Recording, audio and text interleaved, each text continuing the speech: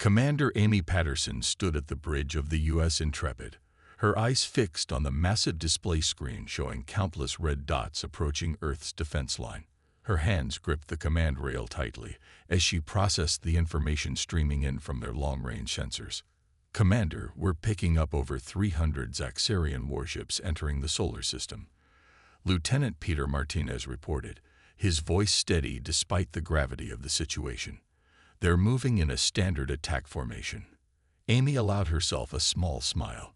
The aliens were so predictable, so sure of their superiority that they didn't even try to hide their approach. "Send word to all ships in the fleet. Battle stations, but maintain radio silence. Let's not tip our hand just yet." The bridge crew worked with quiet efficiency, their months of training showing in every precise movement. Through the massive view screen, Earth hung like a blue jewel against the darkness of space, surrounded by its first line of defense. A fleet of 50 ships that the Galactic Council had dismissed as primitive and inadequate. Message from Admiral Carter, Commander. Communications Officer Laura Reed announced. "He's giving us the go-ahead for Operation Thunderbolt."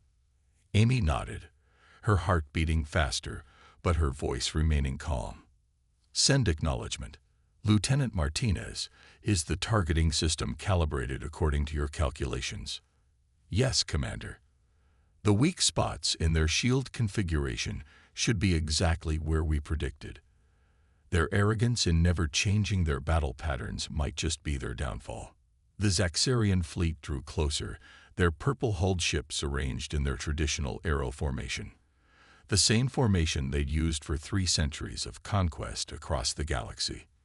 The same formation that had led them to victory against dozens of younger spacefaring races. "They're entering Jupiter's orbit now," Tactical Officer Steve Bennett reported. "Still no deviation from their standard approach vector."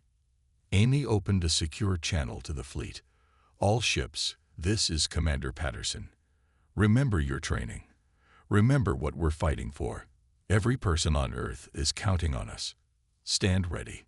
The minutes ticked by in tense silence. Amy could feel the weight of responsibility pressing down on her shoulders. The Zaxxarian Empire had expected Earth to surrender as soon as their fleet appeared. They'd given humanity one chance to submit to their rule and join the Galactic Council as a protectorate species. Earth's response had been short. "Come and try." "Enemy fleet entering weapons range in 5 minutes, Steve announced. Amy straightened her uniform. "Launch probe network Alpha."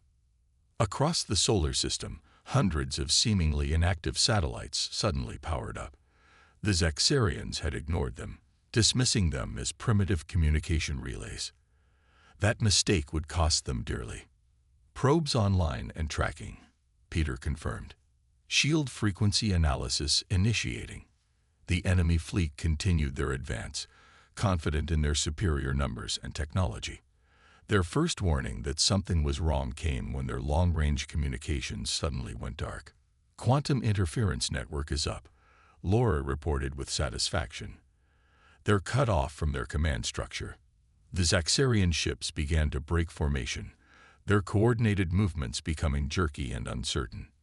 Without their quantum links to their high command, they were forced to rely on much slower traditional communications. "They're launching fighters," Steve reported. "Standard swarm pattern." Annie took a deep breath. This was the moment that would prove whether humanity deserved its place among the stars. "Execute Operation Thunderbolt. All ships, fire on designated targets." The space around Earth's fleet lit up as hundreds of missiles launched simultaneously. But instead of heading straight for the enemy ships, they curved away, seemingly missing their targets by miles. The Zaxxarian fleet didn't even bother to evade. Their shields were designed to withstand direct hits from energy weapons far more advanced than anything humanity had demonstrated. But these missiles weren't meant to hit the ships directly. "Detonation in 3, 2, 1. Peter counted down. The missiles exploded in perfect synchronization, creating a complex web of gravitational distortions. The Zaxxarian ships suddenly found themselves caught in a massive artificial gravity well, their shields straining against forces they were never designed to resist. Phase 2, Amy ordered. All ships, switch to rapid-fire mode. Target the shield frequency gaps. Earth's fleet opened fire with their main guns. To the Zaxxarians' shock, the supposedly primitive projectile weapons passed straight through their advanced shields, guided by the probe network's real-time analysis of shield frequencies. Direct hits confirmed on 23 enemy vessels, Steve reported, excitement creeping into his voice. Their shields are adapting, but the probe network is keeping pace. The space around them lit up with explosions as Zaxxarian ships began to fall. Their return fire was fierce but uncoordinated, most of it absorbed by Earth's ships' surprisingly resilient shields. Message from the enemy flagship, Laura called out. They're demanding to know how we're penetrating their shields. Amy allowed herself another small smile. No response needed. Continue the attack. The battle raged for another hour, but the outcome was never in doubt. The Zaxxarian fleet, for the first time in centuries, was forced to retreat. As they fled back toward the outer solar system, they left behind 47 destroyed ships and the shattered myth of their invincibility. Enemy fleet is jumping to faster-than-light speed, Peter reported. They're gone, Commander. A cheer went up from the bridge crew, quickly silenced by Amy's raised hand. This was just the first battle, she reminded them. They'll be back, and next time they won't underestimate us. Send word to Admiral Carter. Operation Thunderbolt was a success, but we need to prepare for their return. As the adrenaline of battle faded, Amy looked at the tactical display showing the debris field of destroyed Zaxxarian ships. The Galactic Council had dismissed humanity as too young, too primitive to defend itself. They thought Earth would be an easy conquest for their Zaxxarian enforcers. They were wrong. Humanity had spent the last century preparing for this moment, secretly studying every scrap of alien technology they could find, analyzing every report of Zaxxarian battles, and developing countermeasures that no one would expect from a primitive species. Commander, Laura called out, we're receiving transmissions from several council races. They're requesting immediate diplomatic discussions. Amy nodded. The political dance would begin now, but at least they would be negotiating from a position of strength. Forward the requests to Ambassador Reynolds, and get me a secure line to Admiral Carter. We need to plan our next move before the Zaxxarians return. As she looked out at the stars, Amy knew that everything had changed. Humanity had proven itself on the galactic stage, and nothing would ever be the same again. The real war was just beginning, but for the first time, the galaxy was beginning to understand what humanity was capable of. The U.S. Intrepid maintained its position in Earth's defense line, its crew already beginning repairs and preparing for the battles to come. They had won their first victory, but Amy knew this was just the beginning of a much longer fight. The Zaxxarians would return, and next time, they would bring everything they had. But humanity would be ready. They always had been. Chief Engineer Lisa Morgan wiped the sweat from her forehead as she made final adjustments to the U.S. Intrepid's shield generator. The massive engine room hummed with energy around her, its walls lined with the revolutionary technology that had helped humanity survive their first major space battle. Running final diagnostic now, she said into her comm unit. Commander Patterson needs to know about this upgrade before the Zaxxarians return. Her assistant, Ben Harris, monitored the readings on his tablet. Power levels are holding steady at 130% above previous capacity. The new crystals are performing even better than we hoped. Lisa allowed herself a moment of pride. The shield modification she'd developed wasn't just an improvement. It was a complete reimagining of how defensive shields could work. While the Zaxxarians relied on energy deflection technology, she had found a way to absorb and redirect incoming fire. Chief Morgan to bridge, she called over the ship's comm. Commander, you're going to want to see this.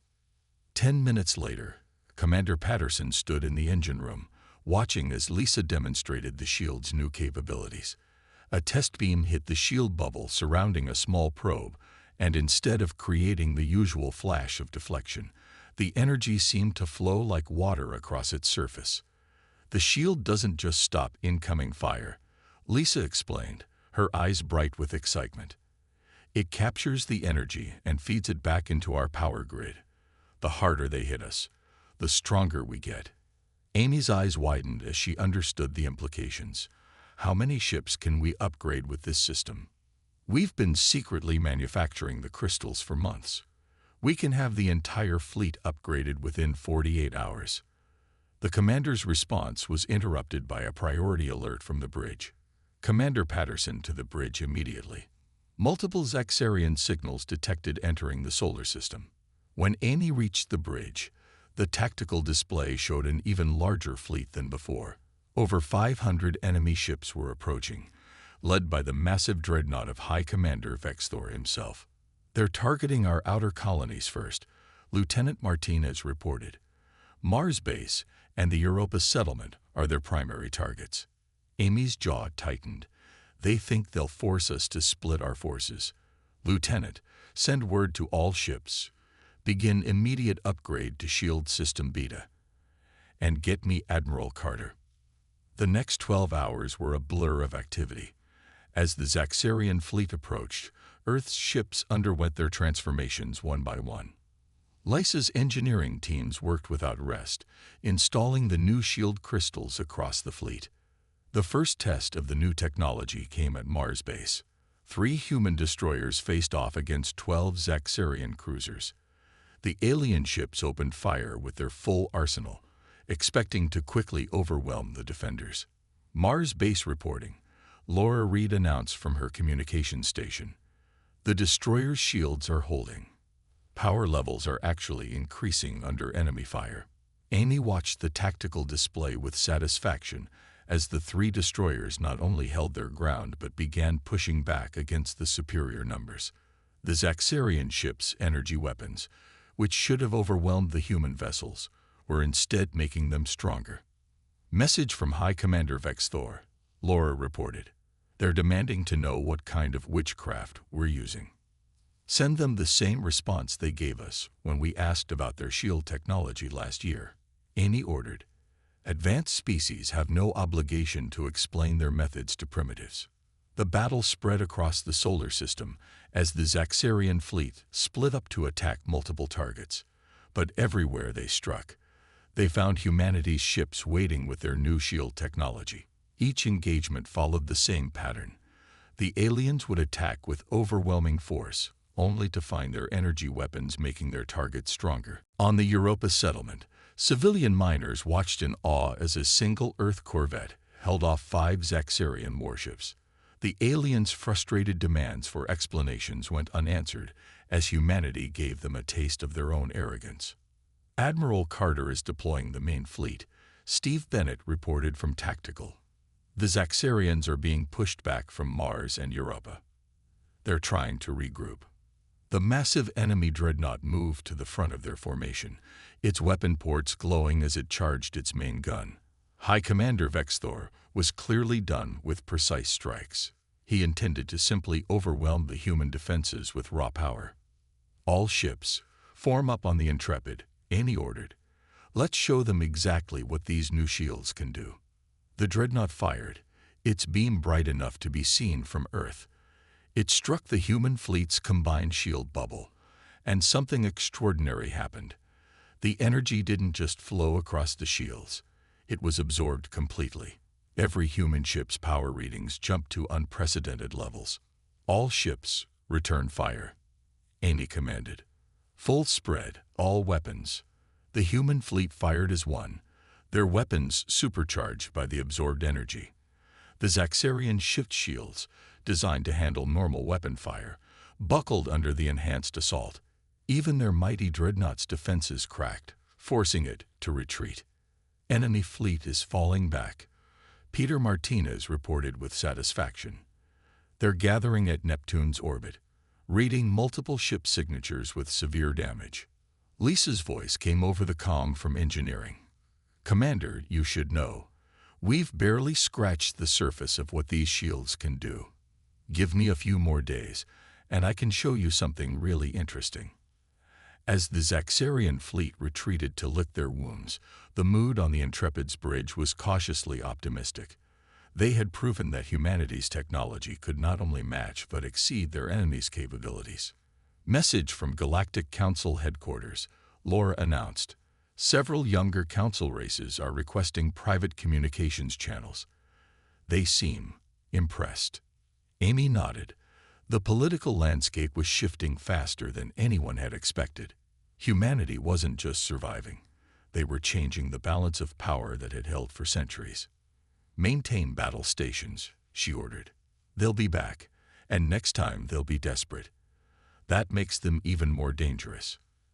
As the adrenaline of battle faded, Amy looked at the tactical display showing the retreating enemy fleet.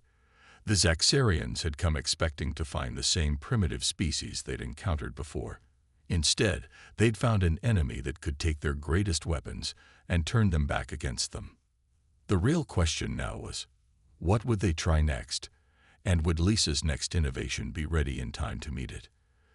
The U.S. Intrepid maintained its guard position, its new shields humming with absorbed energy, ready for whatever would come next. The crew knew that while they had won another victory, the war was far from over. But with each battle, humanity was proving that they weren't just ready to join the galactic community. They were ready to lead it into a new age. Science Officer Jennifer Brown stood at her station on the U.S. Intrepid, watching as her new targeting system came online. The holographic display showed every ship in the sector, each one surrounded by a complex web of predicted movement patterns. "System is fully operational, Commander Patterson," she reported, unable to keep the excitement from her voice.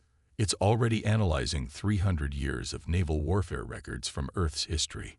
Amy walked over to examine the display. The patterns it showed were unlike anything used in modern space combat. Instead of the rigid formations favored by the Galactic Council races, these were fluid and unpredictable. "You're saying we can use old sea warfare tactics in space?" Amy asked, studying the complex movement patterns. Jennifer nodded eagerly. "The Zaxarians fight like every battle is on a flat plane. They never truly learned to think in 3 dimensions, but Earth's navies. They dealt with depth and currents for centuries. Those lessons still apply." The crew watched as the system ran simulations based on famous naval battles from Earth's past. Strategies from Midway, Trafalgar, and even ancient Greek naval tactics were adapted for space warfare. Message from Captain William Hayes, Laura Reed announced from communications. "The mining fleet is in position near Saturn's rings." Amy smiled. The Zaxarians had dismissed the civilian mining ships as irrelevant, just as they'd dismissed so much else about humanity. They were about to learn another costly lesson. "Tell Captain Hayes to begin Operation Poseidon," Amy ordered, "and alert all combat ships to prepare for Phase 2. The mining fleet, led by Captain Hayes, began to move through Saturn's rings. Their powerful extraction beams, designed to pull valuable minerals from asteroids, now served a different purpose. They began to pull chunks of ice and rock from the rings, creating a cloud of debris that their modified sensors could track perfectly. "Enemy fleet detected," Steve Bennett called from Tactical. "They're moving in fast. Over 700 ships this time." The Zaxarian fleet emerged from faster-than-light travel in their usual arrow formation. They had brought even more ships, obviously expecting to overwhelm Earth's new shield technology with sheer numbers. "They never learn, do they?" Jennifer muttered, watching her display. All ships switching to Trafalgar combat pattern. Earth's fleet broke into seemingly random groups, moving in ways that made no sense to the Zaxarians. Some ships dove below the plane of battle, others soared above it, while still others moved in spiral patterns through the debris field. "Enemy fleet is attempting to maintain formation," Peter Martinez reported. "Their coordination is falling apart as they try to track our movements." The mining ships continued their work, their extraction beams pulling more and more material from Saturn's rings. Soon, a massive cloud of ice and rock surrounded the battle space. To the Zaxxarians' sensors, it was just chaos. To Jennifer's targeting system, it was a perfect three-dimensional battlefield. All ships. Execute Nelson's crossing, Amy commanded, naming one of the tactical patterns Jennifer had adapted from history. Earth's fleet split into two main groups, approaching the enemy from above and below simultaneously. The Zaxxarians, trying to maintain their two-dimensional battle line, found themselves caught in a classic naval pincer movement. But in 3 dimensions, they're trying to regroup, Steve reported. But their formation is breaking up. The mining ships sprang their next surprise. Their extraction beams reversed, launching the collected debris at incredible speeds toward the enemy fleet. The Zaxxarian shields, designed to stop energy weapons and missiles, struggled to handle the thousands of small impacts coming from all directions. Direct hits on multiple enemy vessels, Peter announced. Their shields are failing under the debris impacts. The battle devolved into chaos, but it was a chaos that Earth's fleet had trained for.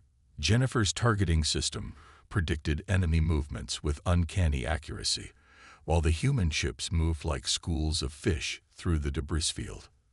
The mining ships at Point 7 are ready, Laura called out. Captain Hayes reports Operation Poseidon Phase 2 is ready. Execute, Amy ordered. The mining ships activated their most powerful extraction beams simultaneously, creating a massive gravitational distortion.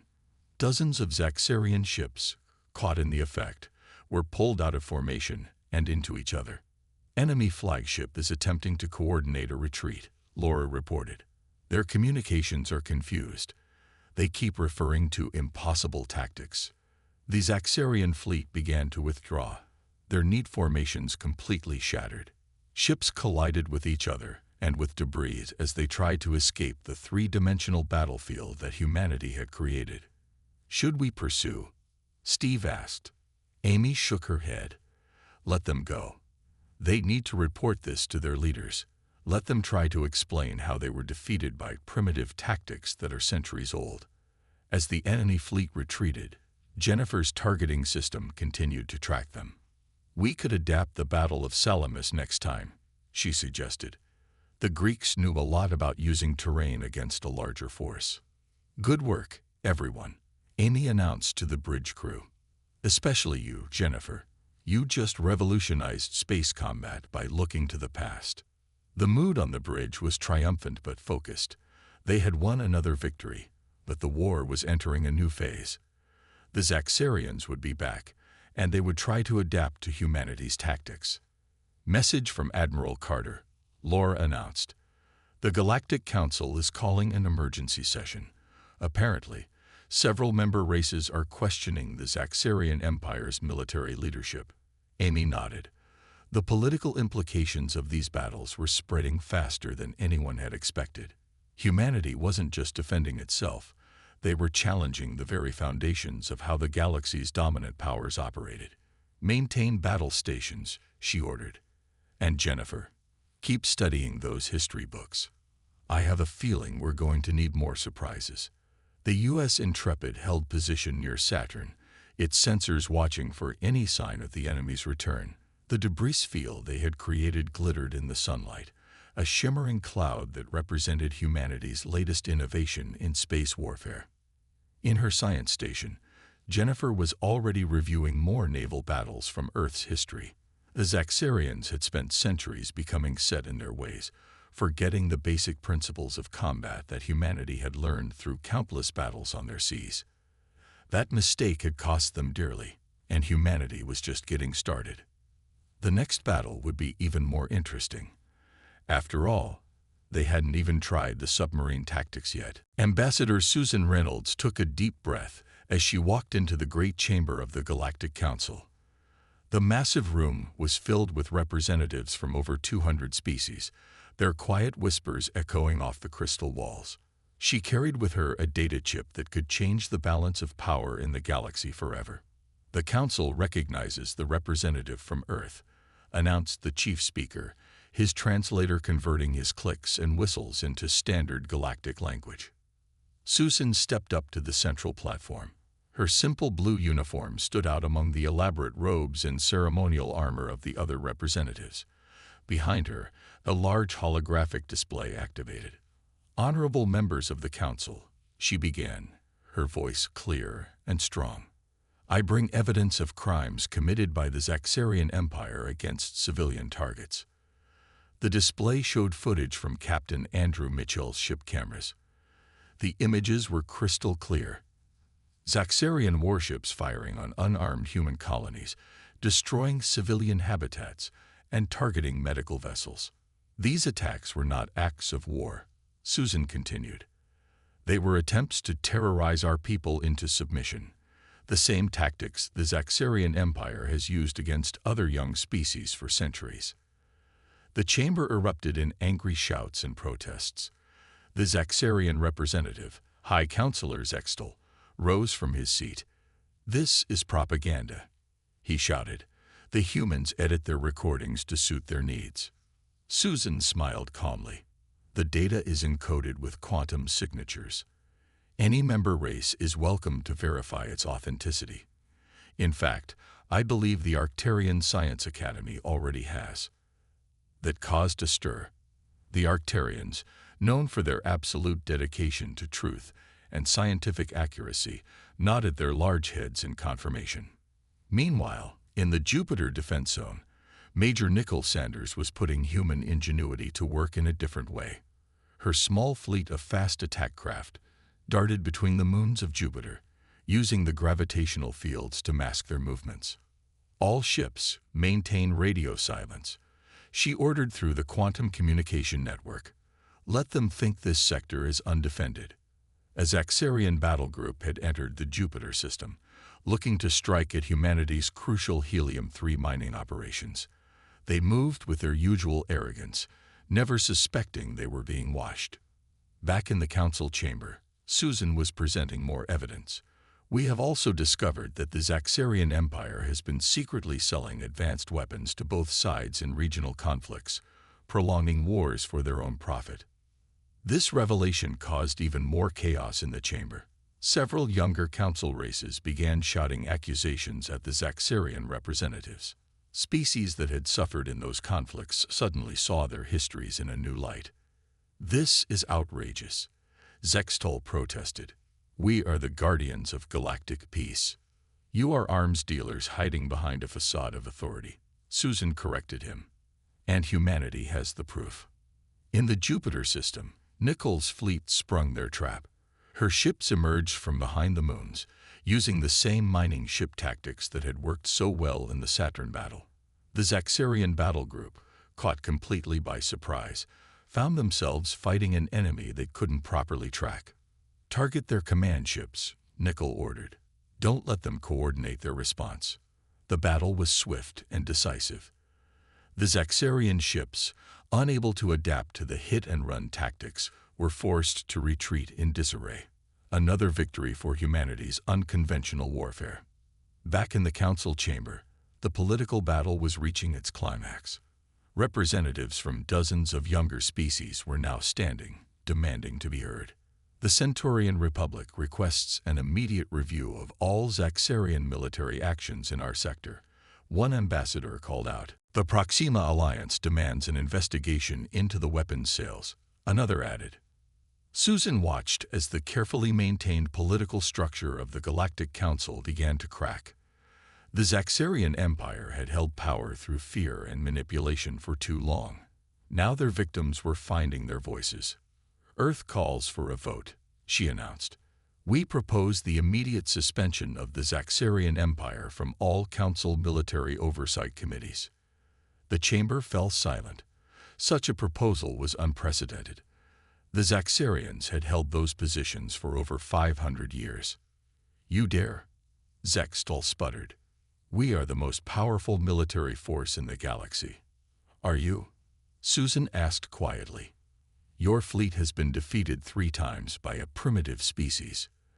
Your tactics have been exposed as outdated. Your political manipulation has been revealed to all. What do you have left except empty threats?" The voting began. Species after species registered their decisions. The younger races voted almost unanimously against the Zaxarians. The older races, long allied with the Empire, began to waver as more evidence was presented. On the U.S. Intrepid, Commander Patterson received regular updates about the council session. "The political landscape is shifting faster than we expected," she told her crew. "We need to be ready for anything. The Zaxarians won't accept this humiliation quietly." She was right. Even as the council voted to suspend the Zaxarian Empire's military authority, their fleet commanders were preparing for their largest assault yet. Multiple Zaxarian fleets detected moving toward Earth, Peter Martinez reported. "They're calling in ships from every sector. This looks like an all-or-nothing attack." Amy nodded grimly. "Alert all commands. This is what we've been preparing for. The Zaxarians are going to throw everything they have at us." In the council chamber, the final votes were being tallied.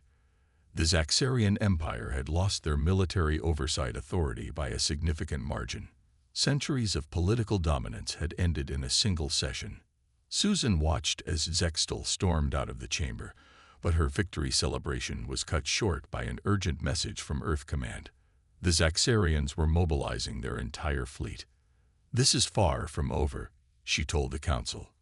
"The Zaxarian Empire is about to show its true nature to the galaxy. We invite any race that values freedom and justice to stand with humanity in the coming battle." To everyone's surprise, hands began to raise across the chamber. The younger races, inspired by humanity's success, were ready to challenge the old order. The political balance of the galaxy had shifted. As Susan left the council chamber, she received a message from Commander Patterson. "Good work, Ambassador. Now get back to Earth. The real fight is about to begin." The stage was set for the largest space battle in galactic history. The Zaxarian Empire would fight to maintain their power, while humanity and their new allies would fight for a new future. The galaxy would never be the same again. Admiral Mary Thompson stood on the bridge of her flagship, the U.S. Defender, as she watched the largest fleet in human history form up around Earth. The space around her home planet sparkled not just with human ships, but with vessels from 12 other younger races who had joined humanity's cause. "Status report," she commanded, her voice steady despite the tension. "All ships report ready, Admiral," her tactical officer replied. "The Centaurians and Proxima forces are in position. Lieutenant Christopher Allen's mining fleet is standing by near Mars." The tactical display showed the approaching Zaxarian armada, over 2,000 ships strong. They had stripped their defenses from every corner of their empire for this final push. "They're desperate," commented Commander Patterson from the U.S. Intrepid. "They know if they lose here, they lose everything." Mary nodded in agreement. The Zaxarians had ruled through fear for centuries. Now that fear was gone, replaced by hope among the younger races. This battle would decide the future of the galaxy. "All ships, battle stations," Mary ordered. "Begin Operation Rising Sun." Lieutenant Allen's mining fleet moved first. Instead of hiding their movements, they did something completely unexpected. They began normal mining operations on the Martian asteroid belt. "Enemy fleet is approaching visual range," the tactical officer announced. "They're moving in their standard formation, but bigger." Mary allowed herself a small smile. Even now, facing their greatest challenge, the Zaxarians couldn't break free from their rigid tactics. They had learned nothing. "Launch sensor probes," she ordered. "Begin gravitational mapping of the battle space." Jennifer Brown's targeting system, now installed on every ship in the Allied fleet, came to life. It showed every gravitational eddy, every magnetic field, every piece of space debris in perfect detail. The Zaxarian fleet opened fire first, their energy weapons lighting up space with thousands of beams. The human fleet's shields, upgraded with Lisa Morgan's absorption technology, drank in the energy like a desert soaking up rain. "All ships, execute Nautilus Protocol," Mary commanded. The Allied fleet split apart, breaking into smaller groups that moved in three-dimensional patterns the Zaxarians still couldn't predict. But this time, there was something new. The mining ships weren't just throwing debris. They were reshaping space itself. Mining beams at full power, Christopher Allen reported. Gravitational corridors are forming. The mining ships had created channels of warped space, invisible to normal sensors, but clear as day to Jennifer's targeting system. The Allied fleet used these corridors like submarines using ocean currents, moving in ways that seemed to defy physics. Enemy fleet is trying to maintain formation, Tactical reported. Their center is breaking up. The Zaxarian ships, still fighting as if space was an ocean surface, found themselves being attacked from every direction. Allied ships would appear from seemingly nowhere, strike hard, and vanish again into the gravitational corridors. They're launching their fighter squadrons, Commander Patterson reported. Thousands of them. Spring the trap, Mary ordered. The mining ships reversed their beams simultaneously. The gravitational corridors collapsed, creating a massive shockwave that scattered the Zaxarian fighters like leaves in a storm. Their rigid formation tactics, drilled into them for centuries, became their weakness. Main Zaxarian fleet is trying to regroup, Tactical announced. Their flagship is taking heavy damage. Mary opened a channel to all ships. All forces, execute Operation Sunrise. Show them what the younger races can do. The entire Allied fleet attacked at once, using every innovation humanity had developed. Shields absorbed energy and sent it back stronger. Ships moved in three-dimensional patterns based on ancient naval tactics. Mining beams created gravitational weapons never seen before in the galaxy. The Zaxarian fleet, for the first time in their history, began to panic. Ships broke formation, captains ignored orders, and their mighty armada started to come apart. Enemy flagship is launching escape pods, Tactical reported. Multiple ships are surrendering. Mary opened a channel to the Zaxarian fleet. This is Admiral Thompson. Your empire is finished. Surrender now, and we will show more mercy than you ever showed us. The response came quickly. The Zaxarian ships, one by one, began powering down their weapons. Their great fleet, the terror of the galaxy for centuries, had finally met its match. Message from Earth, communications announced. The Galactic Council is convening an emergency session.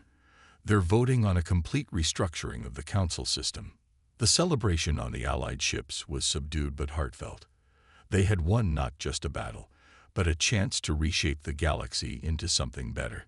All ships, maintain battle stations, Mary ordered. Victory doesn't mean we let our guard down. In the following days, the galaxy changed more than it had in centuries. The Galactic Council was reformed, with younger races given equal voices. The Zaxarian Empire was dismantled, its worlds given independence and its leaders brought to justice. 1 month later, Admiral Thompson stood in the new council chamber as Earth signed the Terra Accords. The agreement established a new alliance of equals, where no empire would be allowed to dominate through force again. The galaxy enters a new age, the chief speaker announced, and we have humanity to thank for showing us the way. Mary looked at her fellow officers, Commander Patterson, Lieutenant Allen, Chief Engineer Morgan, Science Officer Brown, and all the others who had helped make this possible. They had done more than win a war. They had changed the very nature of galactic civilization. So what now? Commander Patterson asked quietly. Mary smiled. Now we do what humanity does best. We explore, we learn, and we make sure this galaxy becomes a better place for everyone. As she looked out at the representatives of hundreds of worlds, Mary thought about how far they had come. Humanity had entered the galactic stage as a primitive species, but they had brought with them the most powerful weapons of all: creativity, adaptability, and the willingness to learn from the past while innovating for the future. The stars stretched out before them, full of new possibilities. The war was over, but humanity's greatest adventure was just beginning. And this time, they wouldn't be facing it alone.